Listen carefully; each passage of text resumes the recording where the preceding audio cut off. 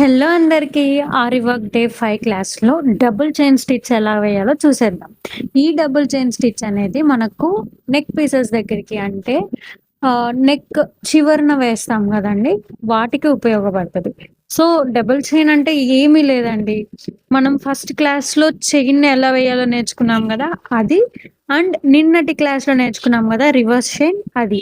ఈ 2 కలిపితేనే double chain. First అయితే మనం నార్మల్‌గా చైన్ వేసుకుంటా వెళ్ళిపోతాము.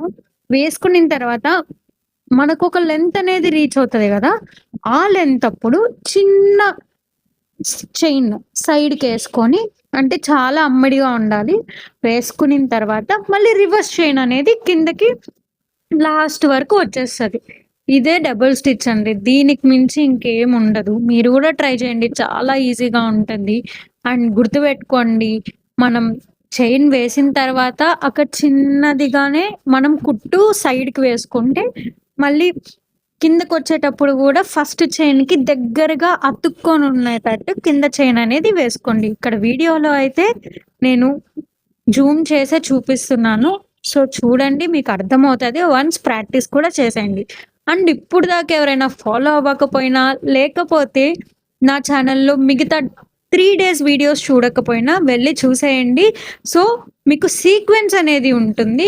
ఆల్సో యూట్యూబ్‌లో కూడా అప్‌లోడ్ చేస్తున్నాను. ఇన్‌స్టాగ్రామ్ ఎవరికైనా రావట్లేదు అంటే యూట్యూబ్‌లో అయినా చూడొచ్చు.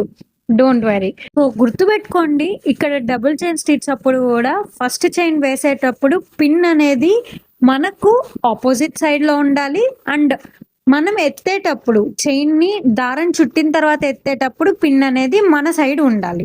అండ్ రివర్స్ వచ్చేటప్పుడు నిన్న చెప్పిన విధంగా పిన్ అనేది ఫస్ట్ మన సైడ్ ఉండాలి. అండ్ ఎత్తేటప్పుడు ఆపోజిట్ సైడ్‌లో ఉండాలి. ఈ టెక్నిక్ మర్చిపోబాకండి. సో, మీకింకా ఈజీ అవ్వడాని కోసం చెప్తున్నాను.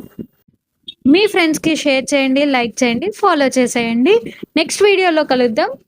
అండ్ నెక్స్ట్ వీడియోలో ఎండ్ నోట్ కూడా ఎలా వేయాలో ఇంకా క్లియర్‌గా అడిగారు కాబట్టి, ఇంకా స్లోగా, ఇంకా క్లియర్‌గా ఎక్స్‌ప్లెయిన్ చేస్తాను. Bye bye.